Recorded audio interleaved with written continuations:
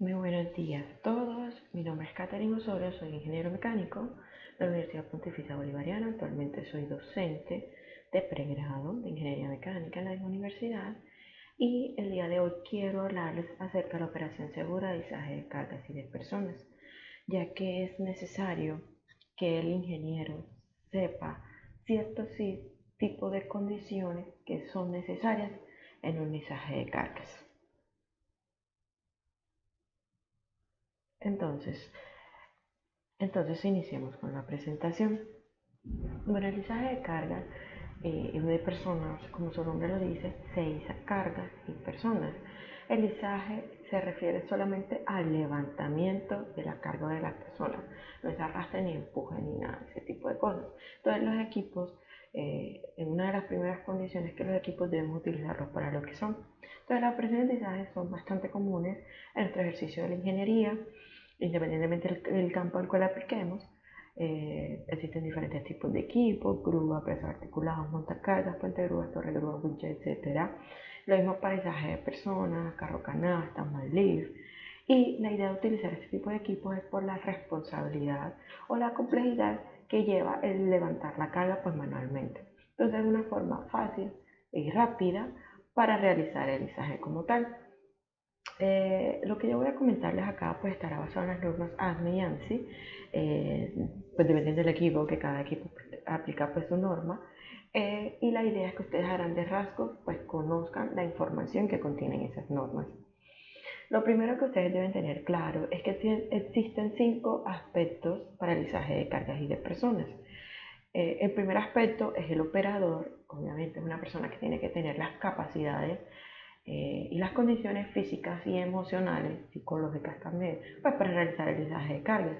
En el lizaje de cargas de personas, pues aplica obviamente el operador del equipo, el aparejador, que por lo general es el que lleva la cuerda guía, y en algunos casos el señalero, porque por las condiciones en las que están las personas que participan, necesitan una persona adicional que esté comunicándose por medio de señales, que es como el lenguaje universal en izaje, para que esta actividad pues, se realice lo más segura posible.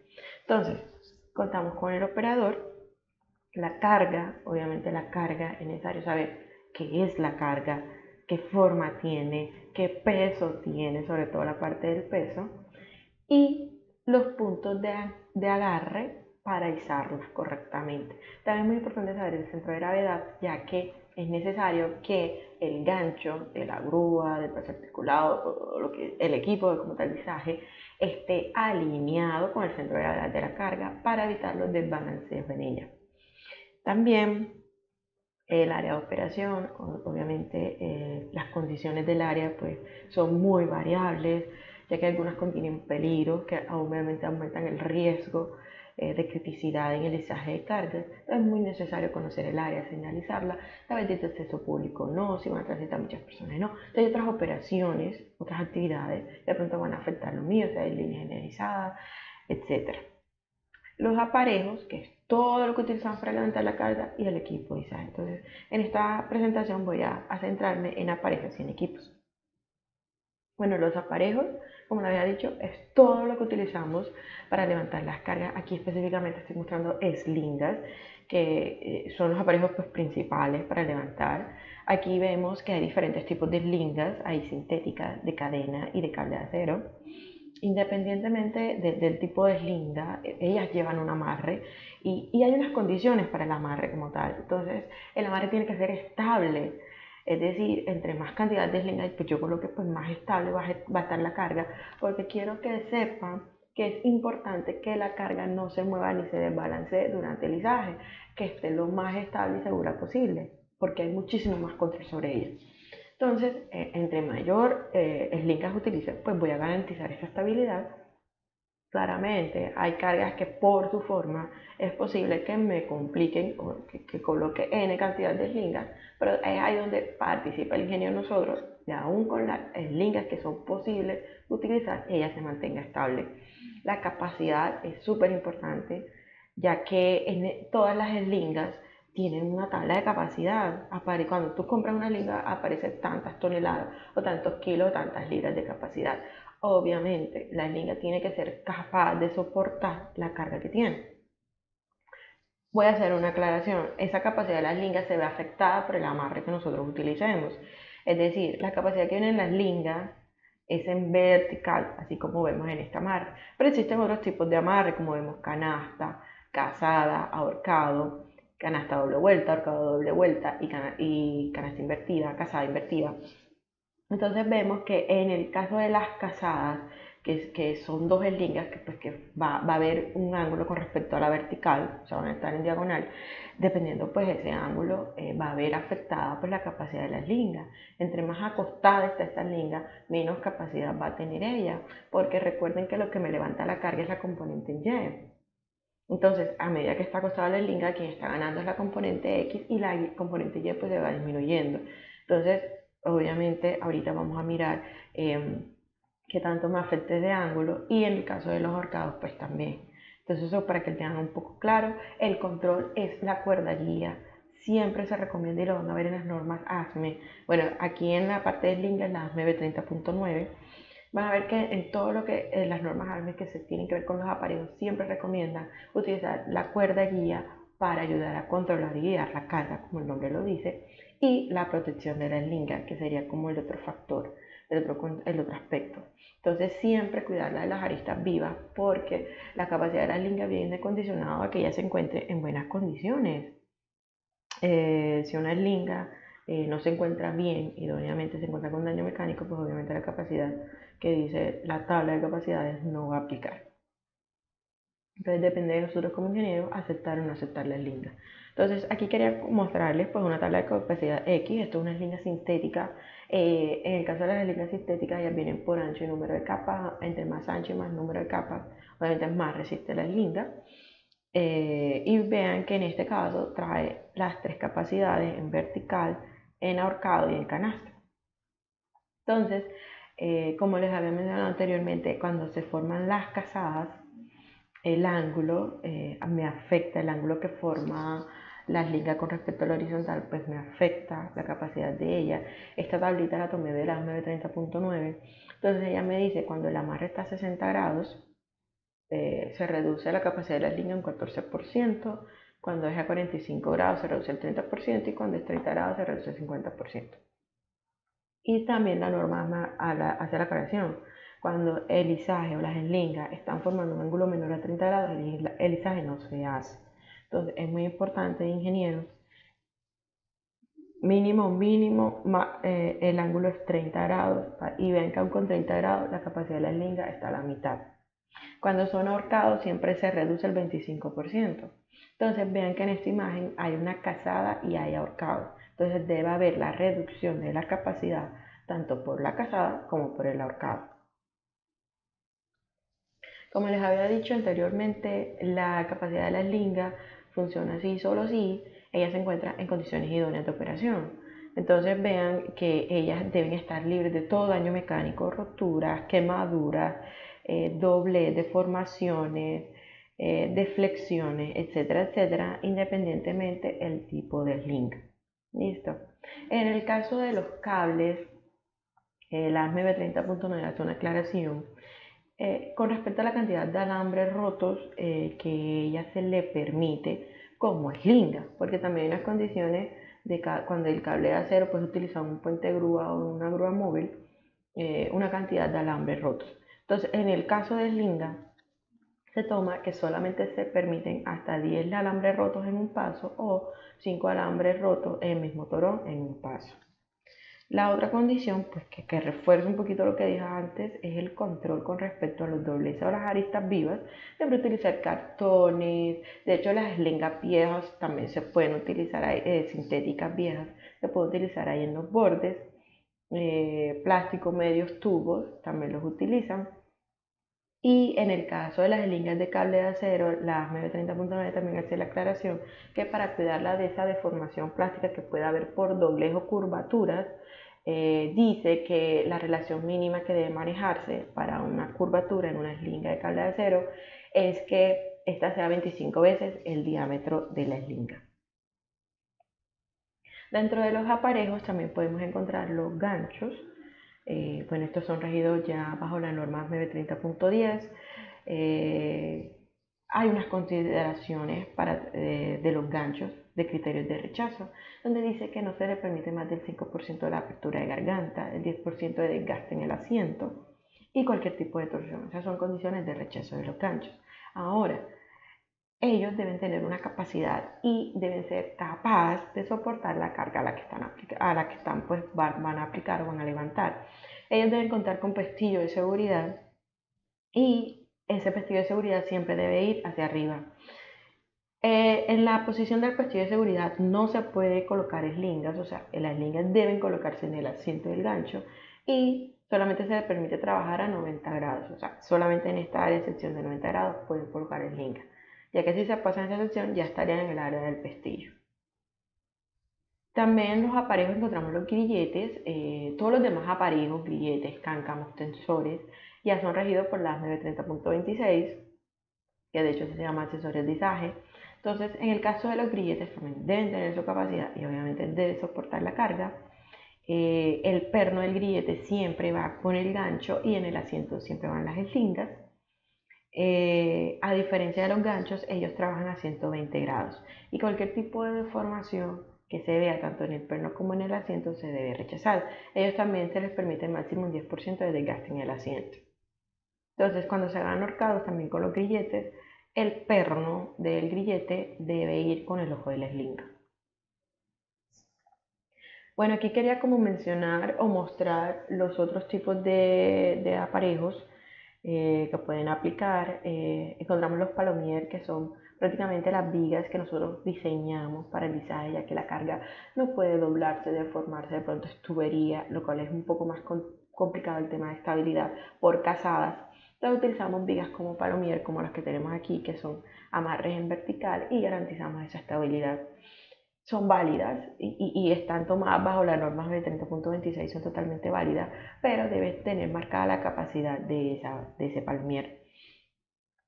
Siempre utilizar la cuerda guía, los cáncamos, al igual que las eslingas encasadas, dependiendo ese ángulo, pues va disminuyendo la capacidad del cáncamo, entonces tener eso muy presente. Los tensores también aplican y siempre el aparejador ir en el mismo movimiento en que se realiza el izaje. En el izaje nunca hay afán, es algo que deben tener claro. Entonces, aquí quería como mostrar en esta imagen un conjunto de accesorios y de aparejos para levantar esta carga y recordar que cada uno de estos accesorios debe tener la capacidad suficiente para levantar esta carga. Obviamente, el aparejo que tenga menos capacidad de carga es el aparejo crítico en el izaje y bajo él se realiza el plan de izaje. Entonces, en cuanto a los equipos, pues aquí quise como traer los equipos más utilizados en los izajes de cargas en ingeniería. Entonces encontramos las grúas móviles regidos por la 930.5. Las grúas móviles obviamente ven clasificadas de acuerdo al camión, que pueden ser camión comercial, con cabina o sin cabina, que pueden ser todoterrenos, que pueden ser con orugas, etcétera, y también de acuerdo al tipo de la pluma, que puede ser telescópica o celsius. Encontramos los brazos articulados, que es muy común confundirlo con las grúas móviles, porque son muy parecidas. De hecho, es una grúa móvil sobre camión comercial con pluma telescópica. Esto es esta misma clasificación. Pero ¿cuál es la diferencia y por qué es que se le da una norma aparte, que de hecho es la M30.22? ¿Por qué se le da eso aparte? Porque el brazo articula. Las grúas móviles no articulan el brazo. Los brazos articulados tienen dos cilindros hidráulicos que permiten que se manejen muchas más variaciones en el brazo.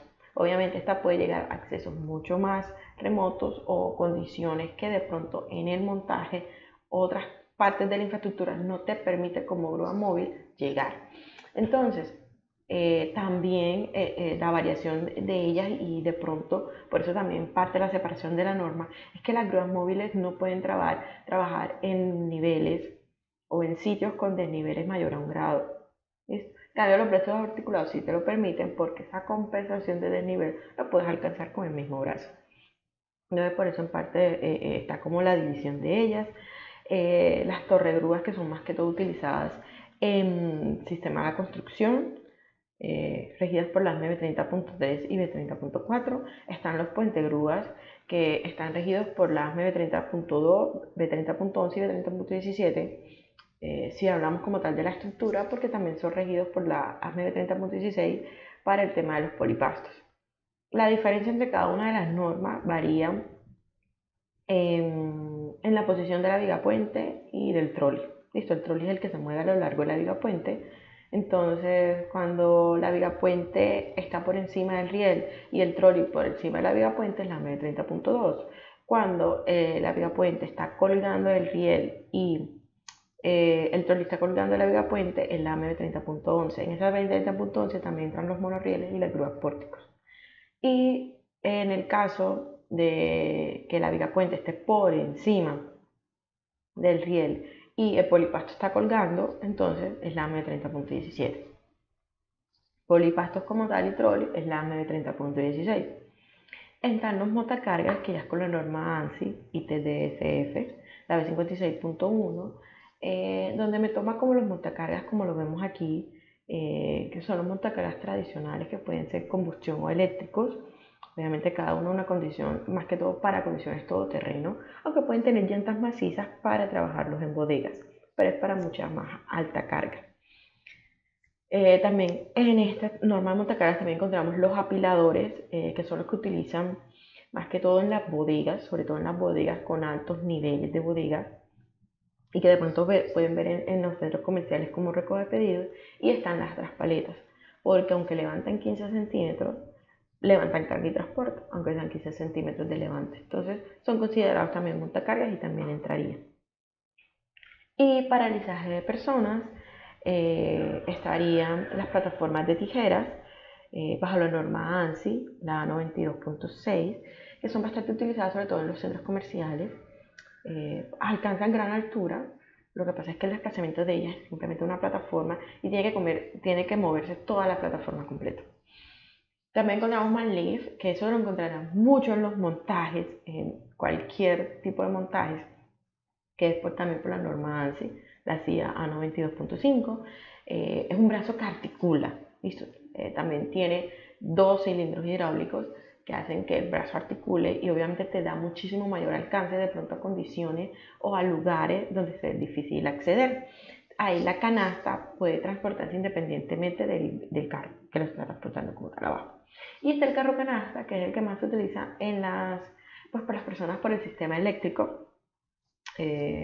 También es un brazo articulado, la canasta es más cerrada, pero la diferencia es que el vehículo es como tal un vehículo, lo que lo transporta. Entonces, obviamente, al ser mucho más grande el vehículo que el manlift, por eso es que en ciertas condiciones, sobre todo de montaje y de acceso complicado, el manlift es el elegido por preferencia. Independientemente el tema de izaje de personas, quiero que sepan que cada uno de estos tiene una tabla de capacidad donde dice la cantidad de personas máximas permitidas y aparte de las personas la carga adicional que se debe colocar. Entonces te va a decir por ejemplo 2 personas máximo de 80 kilos, un ejemplo, y carga adicional de 20 kilos. Entonces es muy importante que miremos esa parte de cada uno de estos equipos y no sobrepasarlo. Ahí, ya teniendo claro, de pronto un poquito haber mencionado esto, quería mencionar la criticidad de los izajes. El izaje sea crítico o no, nosotros sí debemos pensar pues, en los 5 aspectos de izaje que yo mencioné al inicial. Pero cuando el izaje se vuelve crítico, ya es obligatorio llenar un plan de izaje, es una obligación. La norma que me habla de los izajes críticos es la ASME P30.1. ¿Y ella cómo reconoce los izajes críticos? Me dice, un izaje crítico cuando es un potencial daño para las personas, hay peligros en las proximidades del área, la carga es muy compleja, hay impactos adversos para el ambiente, la capacidad del equipo de izaje está muy cerca a su capacidad máxima, la carga tiene un impacto comercial muy adverso, los izajes pueden ser repetitivos o son izajes nuevos, o hay un requerimiento específico en el sitio, porque hay empresas propias que tienen su requerimientos internos y que vuelven un izaje crítico, aunque la norma MP30.1 no lo haga. Entonces, en el caso de potencial daños a las personas, quiero centrarme y es cuando se realiza izaje de personas, cuando hay cargas suspendidas sobre personas o sobre acceso público, cuando el material de la carga es peligroso para las personas. Recuerden que hay un operador del equipo, hay un señalero y un aparejador. Y cuando los aparejadores se tienen que mover en lugares peligrosos para él. Entonces, ese tipo de condiciones son izajes dañinos para las personas. Entonces, es muy importante tratar de mitigar eso dentro de todas las condiciones. Yo quiero traer algo que dice la norma, aquí es la norma AMB 30.5 porque quiero aclarar una cosa. De los equipos de izaje que yo mencioné, aparte de los que son izaje de personas como tal, de los equipos de izaje de cargas que te permiten izar personas son las grúas móviles y los montacargas. Los demás no. No pueden izar personas en brazos articulados. ¿Listo? No pueden izar personas en puente grúas. No pueden hacerlo. Entonces, eso es como una aclaración. Pero claro, la AMB 30.5 y la norma ANSI, la B56.1, te dejan eso siempre y cuando cumplas unas condiciones. Las condiciones que tengas unas canastas, bueno, ahí te dicen tamaño de baranda, perfiles, tanta resistencia por área, tanto espacio, te da unas condiciones de la canasta, ¿listo? Que obviamente tiene que ser por una persona calificada, diseñada por una persona calificada. Las soldaduras obviamente deben cumplir los criterios de soldadura por la AWS. Factor de diseño 5.1, cuando es izaje de personas, automáticamente el factor de seguridad es de 5. Eso es una obligación. Y cuando izan personas, esto es otra aclaración, cuando izan personas en grúas móviles y montacargas, automáticamente la tabla de capacidades que ustedes tengan del equipo, automáticamente va al 50%. Esa es otra aclaración que hacen las normas. Debe tener pues sistema de suspensión para minimizar el rebote y el espacio suficiente para las personas pues, que participen. No debe contar con aristas vivas, debe tener como los letreros como indicación, debe tener protección también y debe tener obviamente un cerramiento. En la criticidad de izajes también quiero como traer de todos esos que yo mencioné inicialmente la capacidad del equipo de izaje. Este es uno de los criterios fundamentales que me hace crítico un izaje o no. Entonces, la norma como tal dice que cuando un izaje está alrededor del 85% ya se vuelve un izaje crítico. ¿Listo?